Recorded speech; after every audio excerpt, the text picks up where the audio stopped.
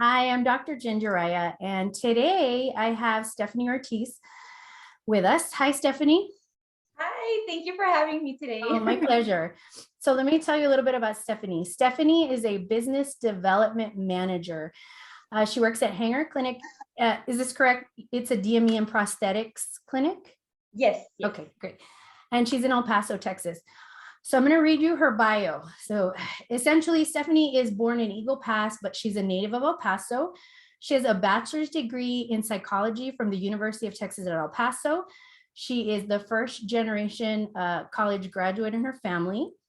She continued her education by pursuing a master's degree in healthcare administration from Texas State University in San Marcos. She graduates with the highest honor and awards for outstanding graduate student. Post-grad, Stephanie worked at a healthcare clinic in San Antonio as a practice manager. She just recently came back to El Paso. How long ago, Stephanie? It was about 5 months ago. Yes. Oh my God, really recently came back to El Paso. And she found an opportunity with Hanger Clinic as a business development manager.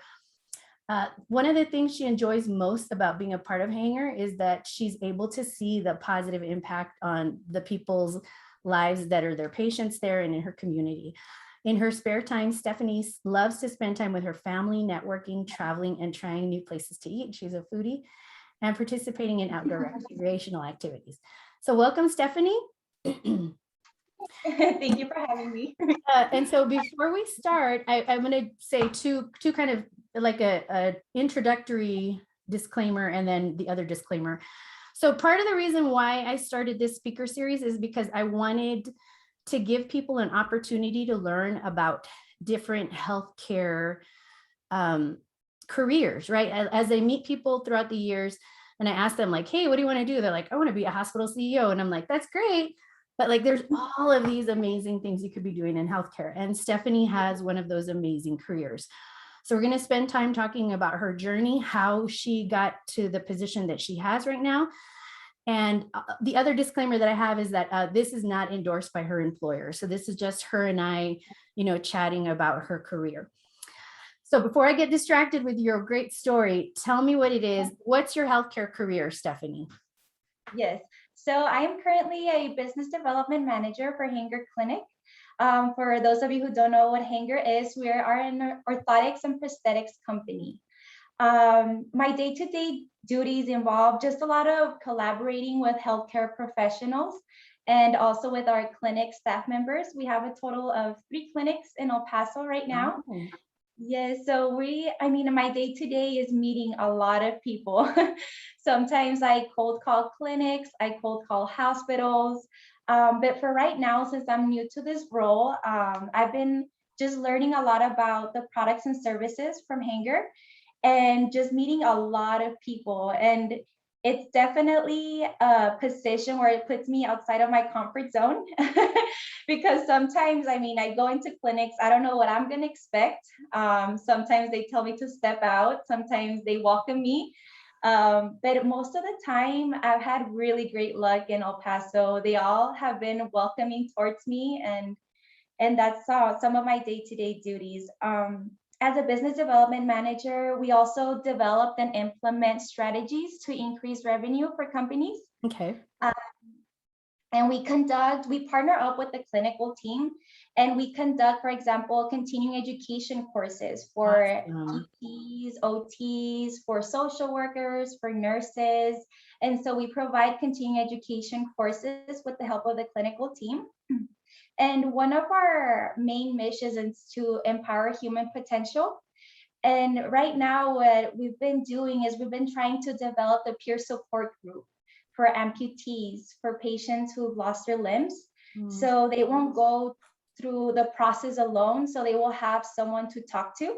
So we're going to have our second meeting this month. And we're very, very excited about the peer support group. Wow. So business development, like I think conceptually, a lot of times people are like, that's a sales job. But I mean, it's more than that, right? Like this is about, yes, you're selling a product, right? Am I on the right path? Yes. Mm-hmm. But really it's about building relationships, right? Yes. Yes, a lot of building relationships. It's going to clinics and meeting people, and for them to, most importantly, trust you. Mhm. If there's something going wrong that they're not liking from us, meaning if either a product or service or how we handle the situation, then we come into the role, the BDMs come into this role, and we try to make that situation better. So it's a lot of, whenever there's conflict, we try to, figure out ways to make it better. And it's a lot.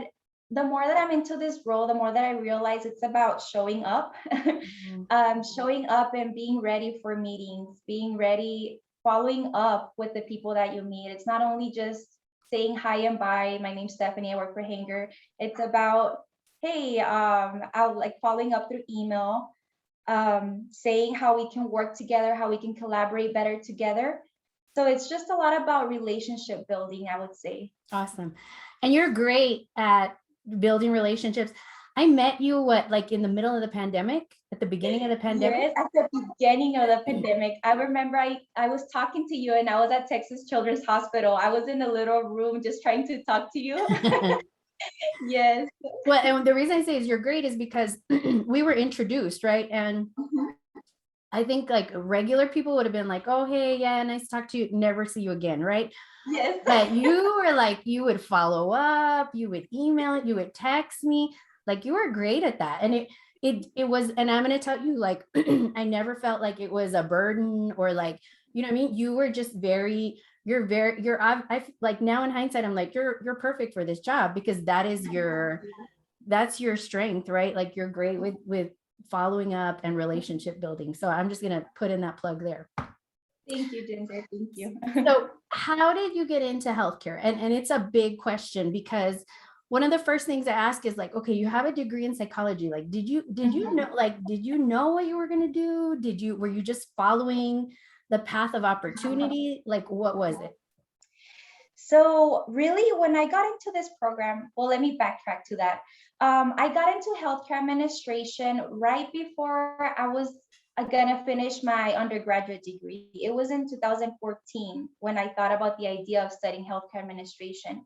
And the reason for that was because my grandmother, she got hospitalized. They had to take her to a hospital in Mexico. It was a rural owned government hospital. It didn't have the appropriate staff. It didn't have supplies. It was just the hospital was very deteriorating. And I got to spend some nights over with my grandma there. And I saw the whole aspect of the administration side of healthcare, which consequently it cost the life of my grandmother. So Um, Yes, and so that's how I started getting more into a study looking into healthcare administration programs. However, when I finished my program, I didn't know healthcare was so big. Healthcare administration was so big. You can go into so many different routes of healthcare. yeah. There's quality, there's HR, there's business development, there's also practice management. There's just a bunch of different routes, the quality, a lot of different routes.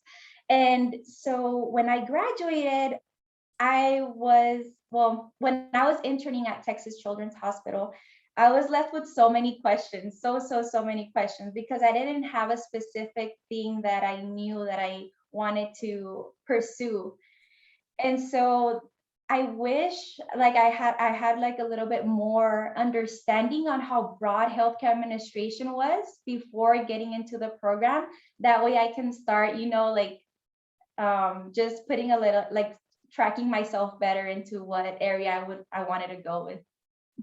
And I think what you and I have talked about this personally is that you started with the why, right?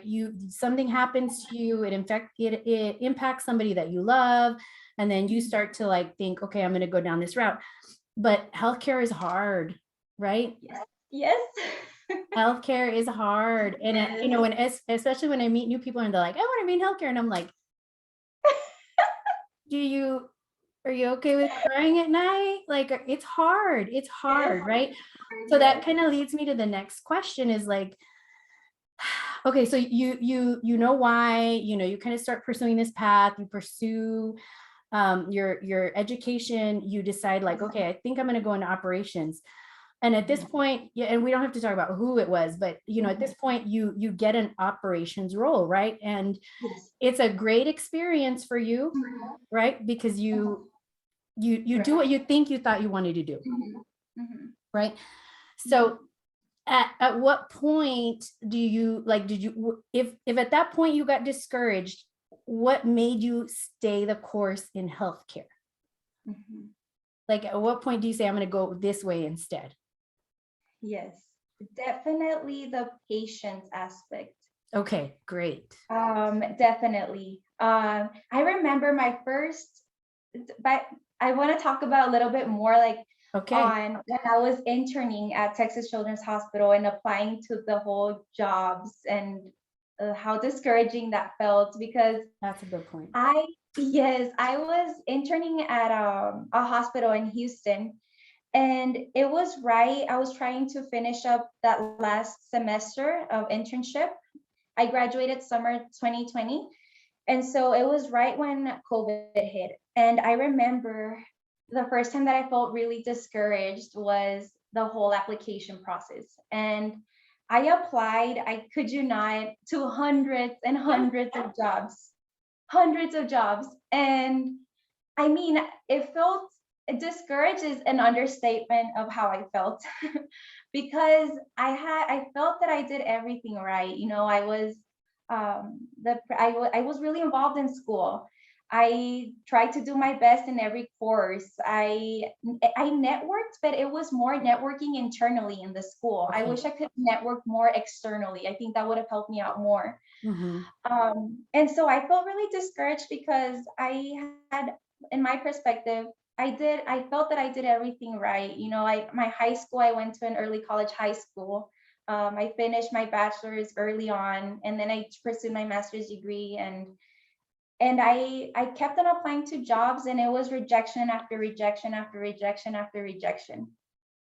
And a lot of people would tell me that it was because of my experience. And I felt really, really discouraged. And when my internship was cut short 2 months, unfortunately.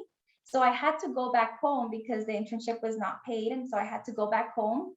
And I kept on applying to jobs. And it's just a matter of persisting. I felt like if I wasn't as persistent as I am, I would have, but I kept I apply like every day. I made it a habit of waking up, Awesome. looking for jobs anywhere in Texas. I mean, it was anywhere in Texas at that moment. And finally, I got a call that I had gotten a job.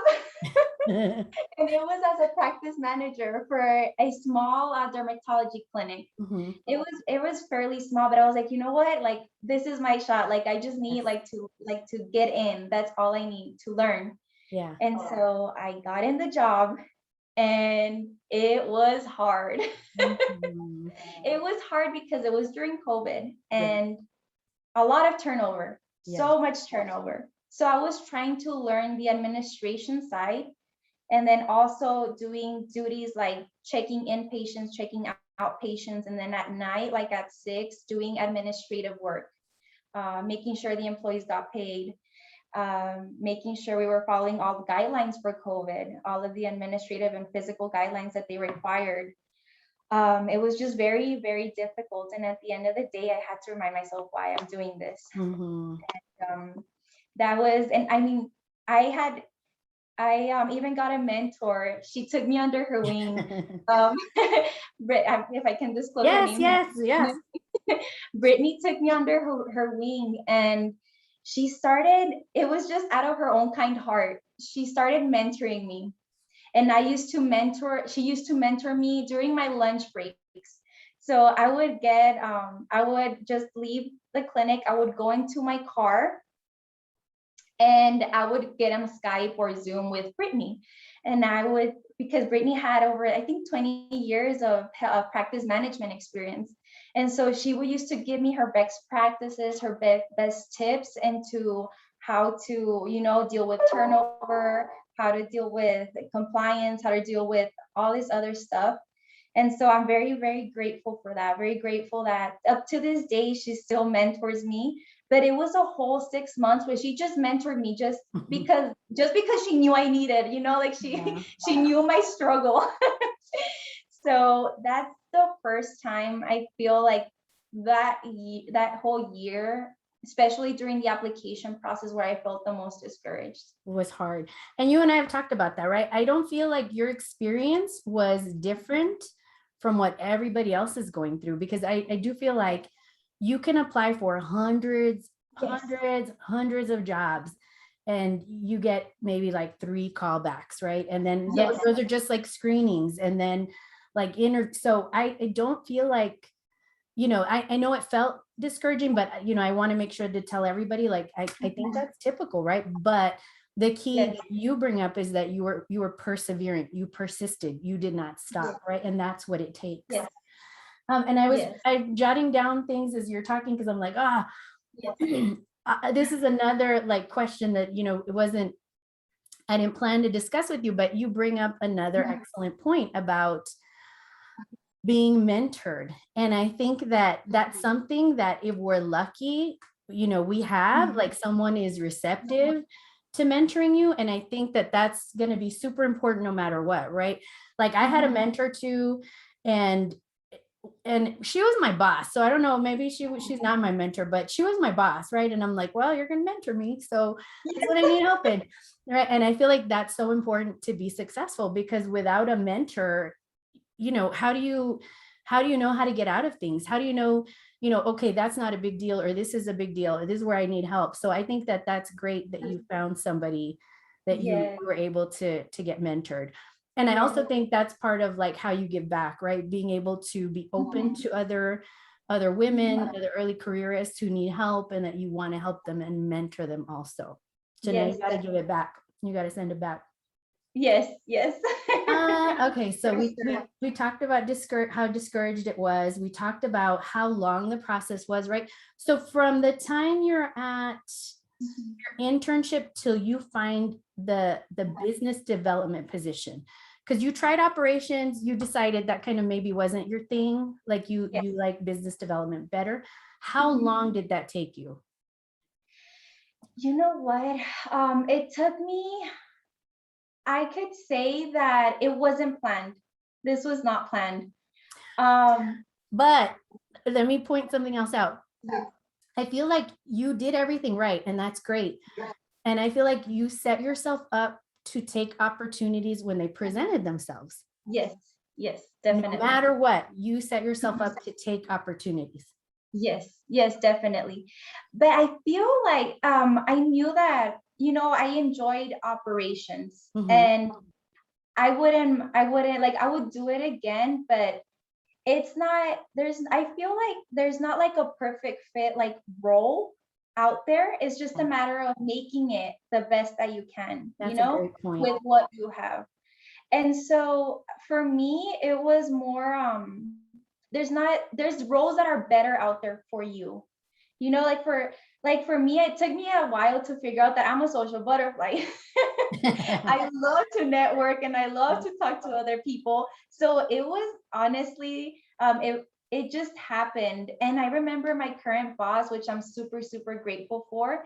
He told me whenever he looked at my resume, he was like, Stephanie, I know you don't have a lot of experience, but somebody out there has to give you have to start somewhere to get your experience.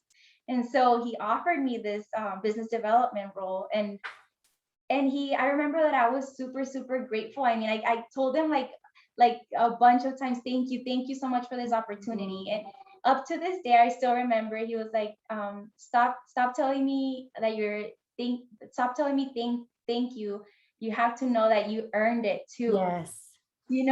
And that for me, like up to this day, I mean, I'm still very, because he really empowers his employees, and he really, makes them feel empowered. And that's something that I really appreciate from him, that he was very like willing to give me this opportunity. And he told me, I still remember we were interviewing in San Antonio back then, and he told me, he was like, it's my, like, I know you don't have experience, but I'm going to be willing to give you this opportunity. Yeah. And that for me meant a lot. Okay, so you just said two things that I want to circle back on. Yeah.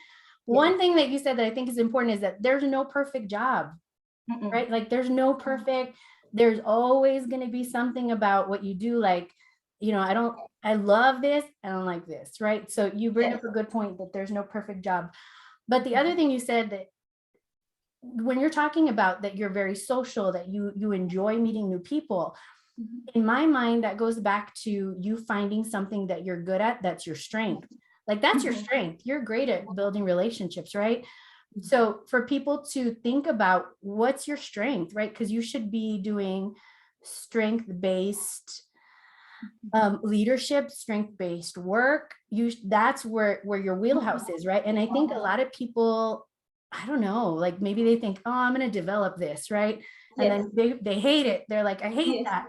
But Yeah. to your point, you found something that like helps you work within your Yes. strengths. So Yes. that was a great point, Steph. Yes. Thank you. So two more questions. So what advice would you give to either healthcare students, early careerists, or just people that are like tired and they want to make a change? What do you Yes. suggest? I made a list for this one. Okay, so definitely for a student who is in school, this is what I would recommend. I would recommend do internships. Either if you have it during the summer, if you have like 3 spare months, like try to do an internship. However, before you commit, and especially like for like a not paid internship, but you have to do your research first. Okay. And by research, I mean did like retention wise for interns, like if do they have a higher retention rate, and if not why, Okay. like why did not the interns get Like, do they hire their interns? Is that what you mean? yes, or do Okay. they give them like different opportunities, Okay. or so just getting to know when you're interning the mentor that you're also gonna have. Awesome. So that's something that I would really recommend, getting to know more your mentor, or getting to know more how many interns do they take, what's the retention rate of the interns, and little things like that. So Okay. definitely do your research when you intern. Great. The other one is network. And that's While you're in hard, school. right? And you're Yes, social, but it's hard to do. yes, And so what are yes, your tips for how you network? yes. So honestly, for my tips while you're in school, my tips would be joining organizations. Awesome. Yes, join organization. It's, for example, in the healthcare administration program that I was in, they had the Healthcare Leadership Coalition. Okay. And there I was there for a long time. I was treasurer and president for their organization, and I got to network a lot, but I networked a lot internally, Okay. like with students. Mhm. And I look back and I would love like to start networking more externally, and I felt that it was part of my comfort zone. I was more comfortable networking with students, helping them out, like take this course first, Mhm. instead of this one, which I wish I could have like networked more externally, Mhm. reaching out to local hospitals or finding different opportunities, getting to meet more people. So join organizations that would allow you to network externally. That would be like my main tip. And then after you graduate, or when you're when you are applying to jobs, I would tell them update your resume. It's very important for you to keep your updated resume at all times. Yes. And when you're applying to job, it's very important to tailor your resume according to job descriptions. If you really want a job that involves a lot of customer service, mention a lot of the things that you did under customer service, or that you did if you're applying to a practice manager role, mention the things or how you improve the organization, and stuff like that. So just don't apply, just apply. Yes, right. Yes, get your resume and invest some of your time, tailor your resume according to job descriptions. So that's one of the things I would really recommend. And then LinkedIn has helped me out so much. I actually found this job through LinkedIn. Wow. Yes, yes. It got posted. I noticed that I got posted through LinkedIn. Wow. So every day I would check LinkedIn. I would check like new job positions. I would get my phone would be connected with it. It would send me automatic, messages that Notification. a new position was posted and stuff like that. Wow. Yes. So get a LinkedIn. I would recommend getting a LinkedIn, and don't be afraid to reach out to the people on LinkedIn. I know whenever job description or new jobs are posted, you can see who posted the jobs. So don't be afraid to reach out to people. For example, tell them, hey, my name is Stephanie. I have X, Y, and Z. I just applied to this job position, and then mention your qualifications to see. Maybe they'll leave you on red. Most of the time, they left me on red, but I tried. That's awesome. At least you can go to bed with a clear, like Yeah. clear, clear heart. That's awesome. Yes, and then always, for me, getting a mentor is very important. For me, I feel like I can never. There's not like I feel like you never stop learning. Mhm. Even if you have like your dream job, you've accomplished so many things. Like even it's really good to also get a mentor and to be a mentor as well. Mhm. Just always finding new ways how you can improve your job or I never stop learning. So for right now, I mean, I reach out to a lot of BDMs around Texas. What are their best practices and stuff Awesome. like that? To see maybe I can replicate it here in El Paso, or just catching up with them. And the other one is to join organizations and Yes. keep on networking. Like what kind Yes. of organizations? So for honestly, just yesterday I went to the Juniors Women's Club. Oh, okay. Yes, I went to a fundraiser event there for Wow. little kids. They were fundraising. So honestly, just also organizations that you can also meet, health professionals like you, or you can also meet, like another type of professional outside your field. You never know who, just network. Right. Like, yeah, there's not a specific organization. I know I recently I went to one of yours, the Women's Educational Resource Entity. That was really, really nice, and I got to learn a lot. Good, Super good. awesome. Yes. One of the But other organizations I always tell people to join, depending on like in healthcare, is to join the American College of Healthcare mhm, Executives because mhm. they have an awesome student rate and you get to Yes, network and see all the yes, same things as members do. So join yes. the American College of Healthcare Executives. Mhm, I think like the hospital association has, mhm, a professional association that you can join. And I mhm. think the nice thing about all of those associations is that they have a job board, right? You can put Yes, your resume on there, you can look for yes, jobs. So I think that's the other nice thing is yes. join a professional association. But to your point, just like networking with other people because, and I think the nice thing about that is that you meet like-minded either professionals or other women. And you're to your point, you never know Yes, who you're going to meet. yes, yes, exactly. And yes, ACHEs are really good chapter. They have different types of chapters, correct? Yes, we have one in Yes, El Paso, so I'll yes, throw that shameless plug out there. Join yes. ACHE. But yes, those are some of my tips, during school and after you're done with Amazing. school that I can give. That's amazing. That's a lot, and that's amazing. Those are great tips. Yes, thank you, All Jenny. right, Stephanie. The only other thing I think I was going to ask is just like in a high level question. A lot of people, and I think especially students will ask like, "Oh, what's the salary range for that?" Which may be the wrong question, right? Because Yes. money isn't everything, right? Like sometimes you can find a job that pays great, but you're miserable. Yes. But in regards to salary, what type of salary structure does a business development role have? Is it just commission? Is it just salary? Like what do you think that looks like? Yes.